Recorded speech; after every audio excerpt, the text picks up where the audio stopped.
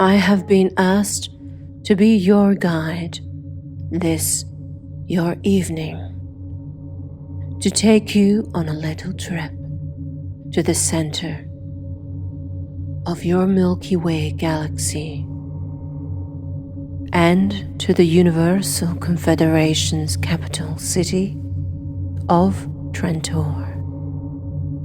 Let us for a moment now, all of us, gather together and mentally join our hands.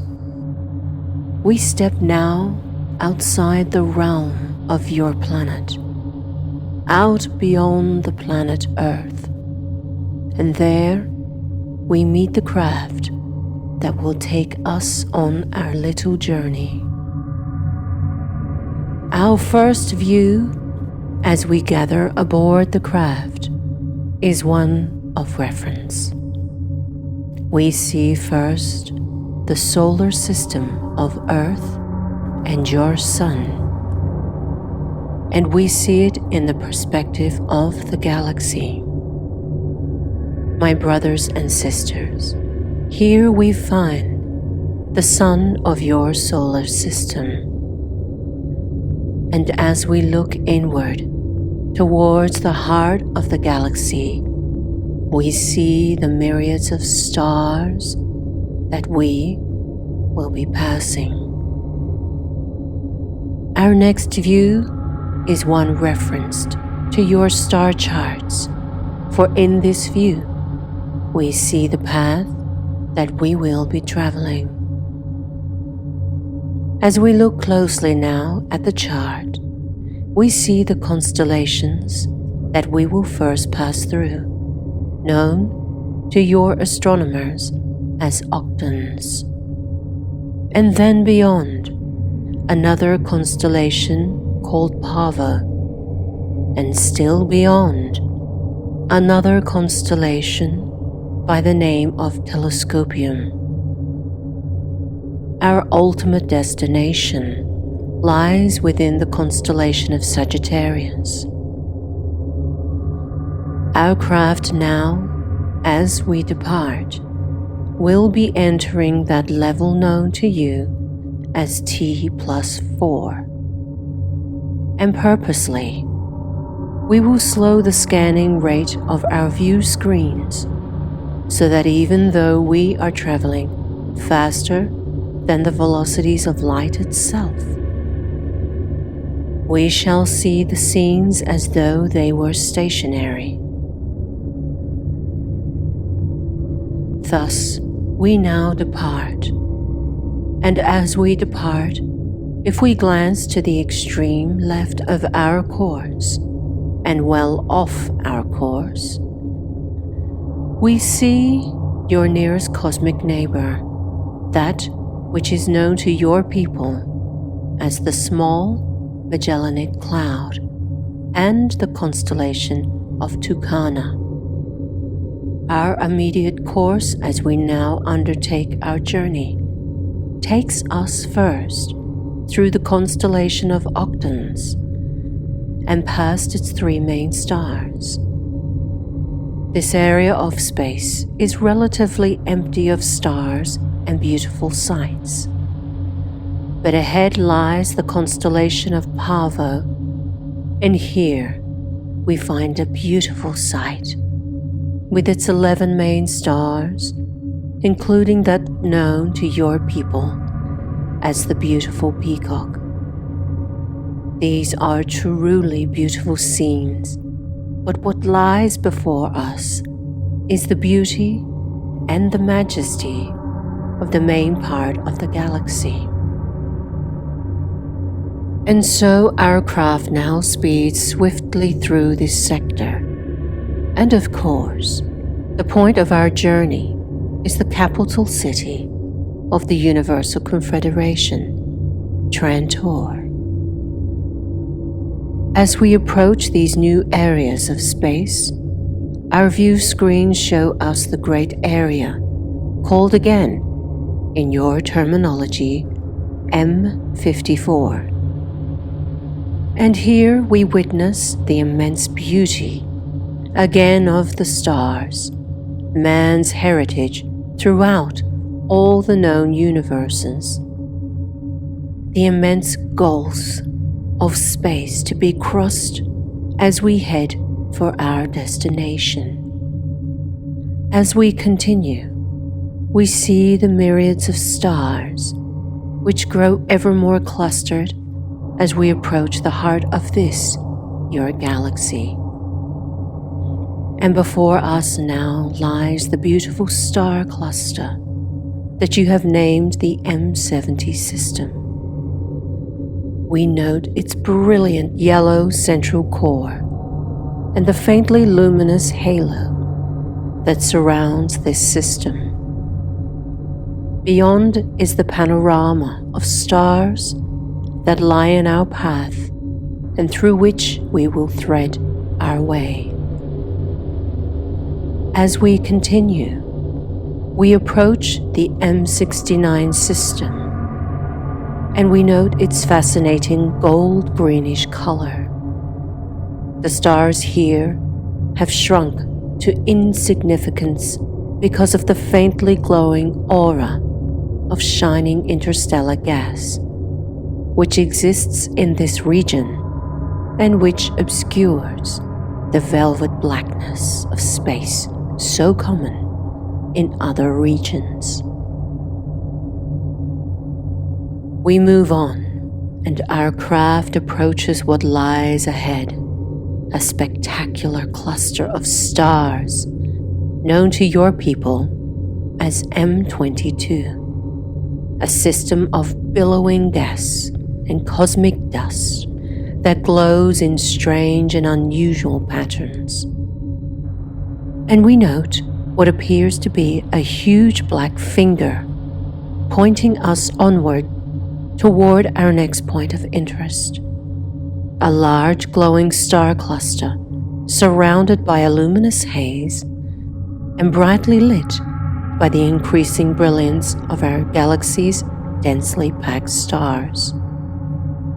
Here, my brothers and sisters, one begins to obtain the view of the majesty that for so long has been denied those resident upon your planet.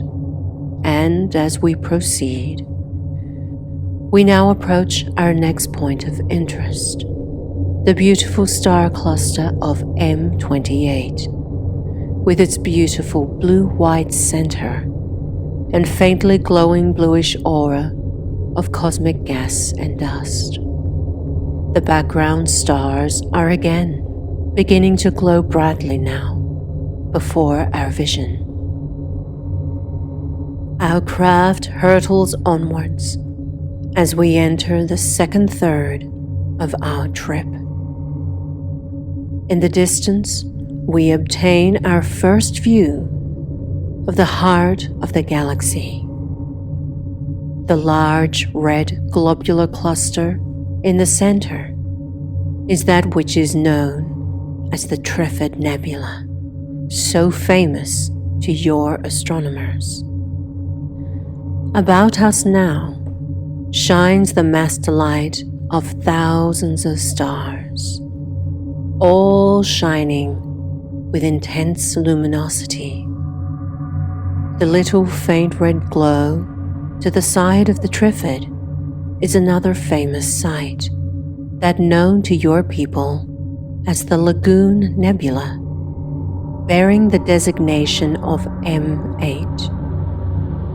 And as we continue, note that the stars again thin out near the center of this area. We continue to draw closer to the Trifid Nebula and view it from a distance of several light years. We again note how the stars appear to be thinning out as we approach. There appears to be a darkened area, which is expanding as we draw ever closer. Now, we are quickly approaching the Triffid Nebula, known to your people as M20. Above and to the left is another spiral nebula that glows with a bluish light on our screens. The dark chasms of blackness which divide the Triffid are the corridors through which we must thread our way, for our destination lies through and beyond this beautiful sight. We will be traversing the dark corridor seen in the bottom central region that is before us. We draw closer. We note the brilliant white cluster within the nebula and the yellowish white cluster of stars in the above left neighboring system. The arrows illustrated on our view screen indicate the black holes which inhabit this nebula and which we will use as navigation aids in plotting our course through this glowing fantasy of vibrating color. We are now only light minutes from entering the nebula itself and following the long dark chasm that stretches before us. We shall proceed through the glowing walls of light that will flank us on either side. We are now entering the yawning black chasm which stretches ahead of us. The brightly glowing stars within the nebula pinprick the soft flowing shades of luminous violet and lavender clouds of pulsating gas, which line the walls of the corridor through which we will be passing. Inside the corridor, the black path twists and turns as we slowly move forward. What appears to be a softly flowing, billowy cloud of luminous gas on either side of us is, in reality, stark terrors of churning, twisting, and whirling magnetic fields of force that could catch our tiny craft and toss it about like a fluff of lint from your fabrics caught in the force of a titanic cyclone. Its beauty and majesty is deceiving, for if we were to touch these walls of glowing splendor, we would never arrive at our destination, but instead we would be tossed and buffeted about until attracted by the titanic forces of one of the black holes that exist inside this nebula. We are now deep inside the nebula, and ahead we see the dark area of our exit. It has taken all the navigational skills of our ship's computer to bring us safely this far, and it would appear that the balance of our journey would be serene and calm by comparison to our 2-hour journey through the wild and colorful heart of the nebula itself. We leave the nebula as avalanches of glowing light parade on either side, above and below us. Before the establishment of the navigational beacons that guided our ship's computer, thousands of ships were lost forever as they tried to navigate the ever-twisting corridors of this nebula. What lies ahead of us now is not the calm and peace that blurred eyes and strained nerves might yearn for, but what appears to be a yawning funnel or tube, which our ship's computer informs us we must pass into and through before our journey is yet complete. Before us looms a rotating and twisting tunnel. It is the heart of the approach corridor to Trantor and the splendor of Galactic Central. The maelstrom of forces into which we will enter would terrify the spirits of lesser men. Again, should our craft barely touch the walls of these colossal forces, it would disintegrate as its atoms went screaming off into the depths of this titanic whirlpool. And now, as we plunge into the mouth, a baleful orange-red chasm appears directly ahead.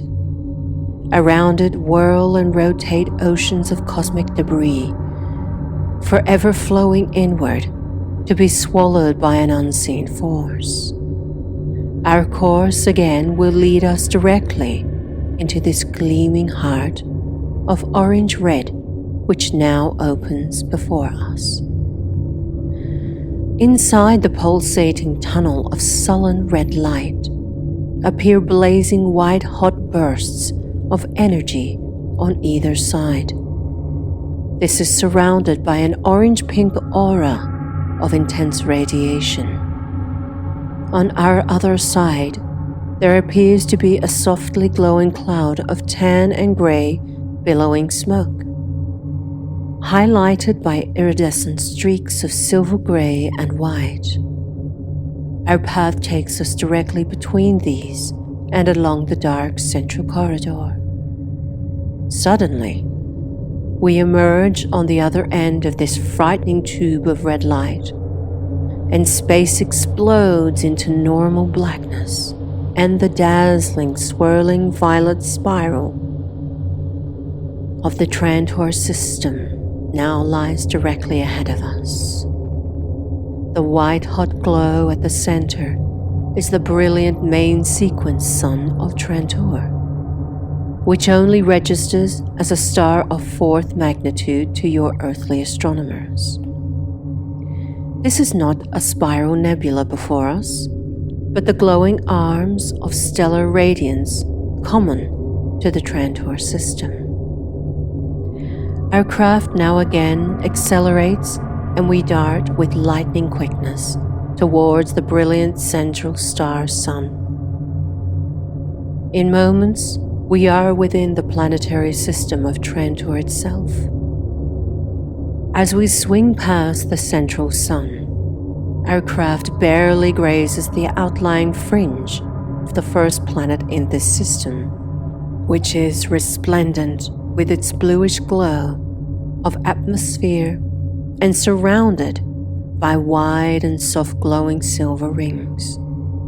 But our destination, Trantor itself, is the second planet from the Sun in this system. And as we now swing around the rings, Trantor itself bursts upon our vision.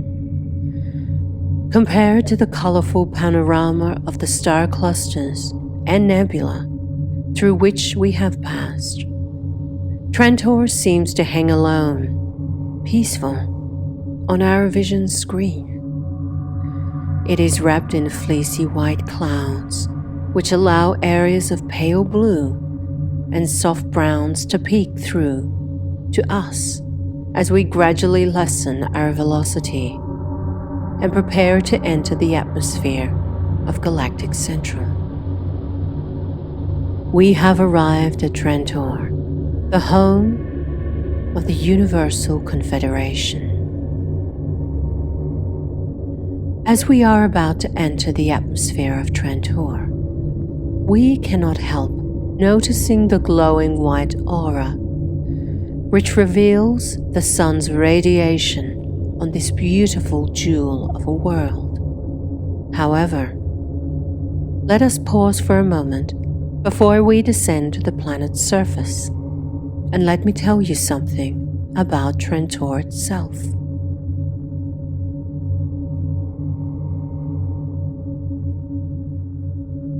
In the old days of the Galactic Empire, some trillions of years ago, Trantor was the hub of galactic control, the living, pulsing source of control for some 20 million star systems. Its location, in the center of the galactic hub, was chosen because the light of the nearby nebulae and the star clusters tore to shreds the darkness of conventional space. And the Emperor thought that the magnificence of its lighting, that of 10,000 nearby stars, matched only the magnificence of the Imperial Regent himself. Thus, because of its visual splendor as a world, Trantor became Imperial headquarters. The Empire quickly sealed over the earth and soil of its surface with a metallic sheathing that eventually covered the entire expanse of its 75 million square miles of surface area. Thus, the entire planet was converted into a metropolis that covered every inch of the planet's surface. Not only that, but it burrowed beneath the surface for several miles and raised glittering spires into the skies, for Trantor became the home for some 40 billion persons. The city of Trantor encompassed the surface, the heights, and the subsurface of the planet into one gigantic sprawling city. The various areas and levels were interconnected by causeways, walkways, transportation tubes, buildings, offices, stores, warehouses, and beneath the surface, closeted in the basement levels, shopping centers stretched for square miles. Above the city, in penthouses of spired buildings, amusement centers provided entertainment for the vast population. My brothers and sisters, one could walk around the world of Trantor and never leave the complexes of buildings or the city itself. It took the cargoes of tens of thousands of spacecraft arriving daily to supply the materials and goods needed by the awesome size of its population. In return, Trantor supplied the Empire with the administrative skills that guided the affairs of 20 million star systems. Trantor also untangled the myriads of threads of galactic rule that eventually found their way into and out of this hub of empire. Trantor was then the most densely populated world of all the worlds of man. But all this passed in time, and today Trantor is far different. The planet as we see it now is no longer sheathed in plates of imperishable metal. Instead, the soil and earth is again exposed to the glow of the stars. The current population is some 10 billion, and in many areas, parts of the old city have been removed. Today, about the circumference of Trantor, cities still exist as mammoth areas in themselves, but, in addition, there are now suburbs and rural settings pleasant enough to delight the eye of any beholder. But the hub of man's affairs still remains. As we now enter the atmosphere, we receive another visual shock. For vision screens flame and burst into scintillating and coruscating bursts of color, which range from intense white through vibrant yellows, opalescent pinks and pastels, all of which seem engulfed in warm and soft glowing colors of smoky white iridescence. This stunningly beautiful sight takes our breath away, and we pause for a moment to watch the ever-shifting kaleidoscope of color that whirl and dance through the sky all about us.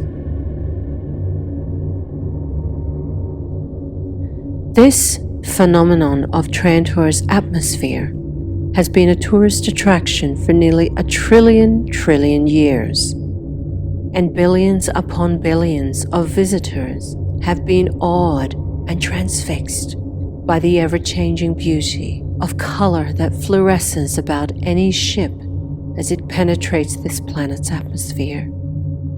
Whenever the entry is made on the day side of this planet, this spectacular effect is caused by a combination of peculiar electric, magnetic, and gravity forces upon rare and noble gases, which this atmosphere contains, when meeting the energies contained in the force fields of our craft. Now we descend, and our craft approaches one of the landing areas on the planet's surface. Dusk is nearing, and the sky turns to shades of blue and gathering gray. Alongside a landing pit is the guidance tower that will bring our craft into correct alignment with an opening in the planet's surface. The view now switches to that of our ship as it approaches a landing site.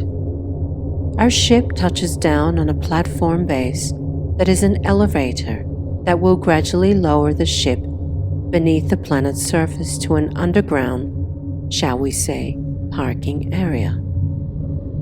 We receive now a closer view of our craft as it gradually descends for a landing.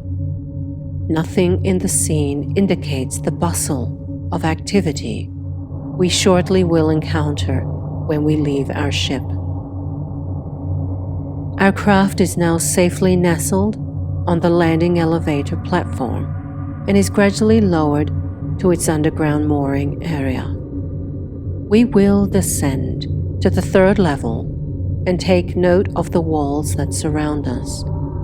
Our ship has now reached the level where it will be floated off this platform and taken to the arrival ship berths where we will disembark to enter the city of Trantor.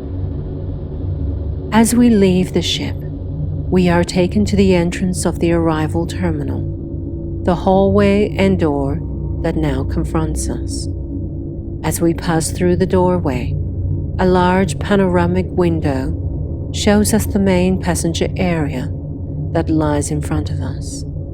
Again, elevators, which are moving pathways of force, carry us to the main terminal for arriving passengers or visitors. This terminal is tremendous in size. The roof, as we gaze about, is almost lost in the heights above us. Directional signs float in midair and indicate the way to transportation that will carry us to all the different points of the main city. We have been issued a pass and have received directions to the central district of the planet, which we shall arrive at by means of ground transportation. The ticket we were issued glows with light as we walk towards the transportation units. It will continue to glow as long as we follow the correct colored beams of light which crisscross the floor of this terminal and which leads us towards the correct transportation.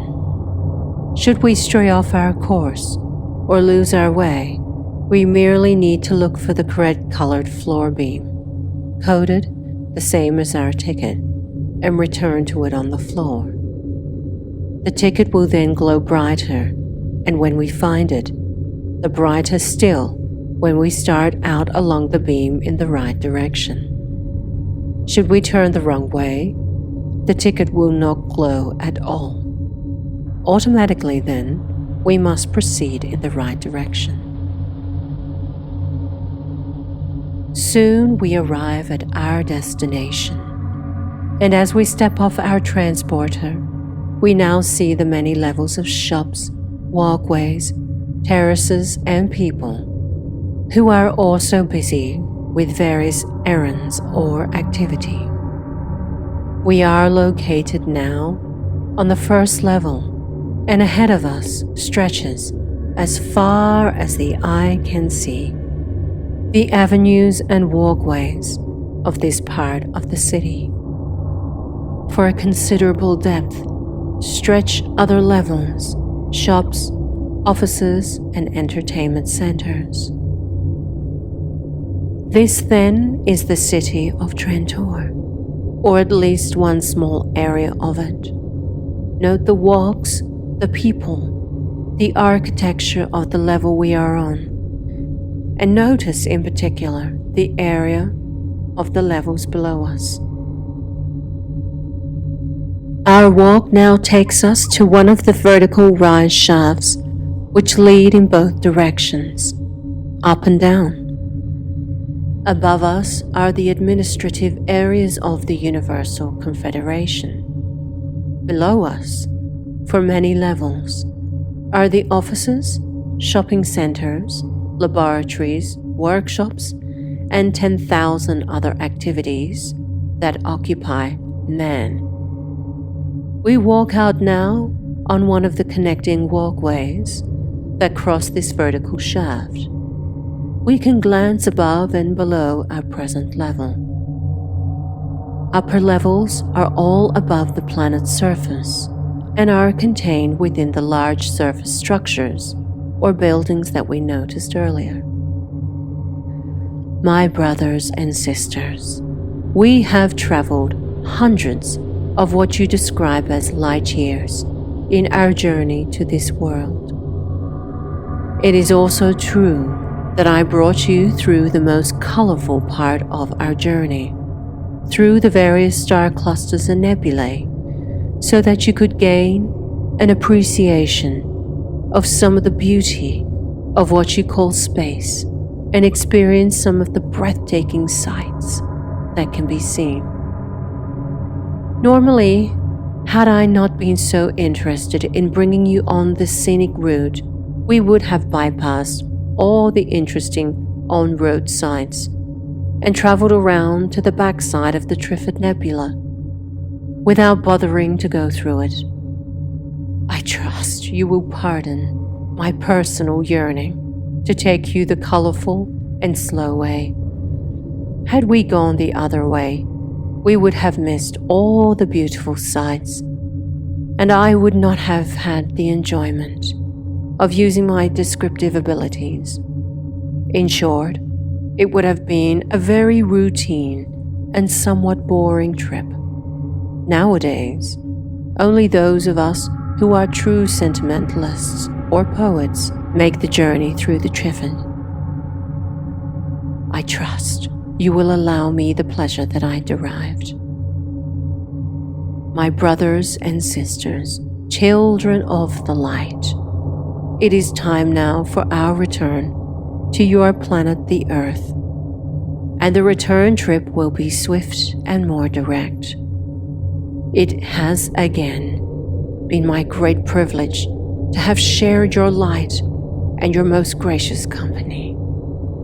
I understand that a trip to my home planet is scheduled for your future.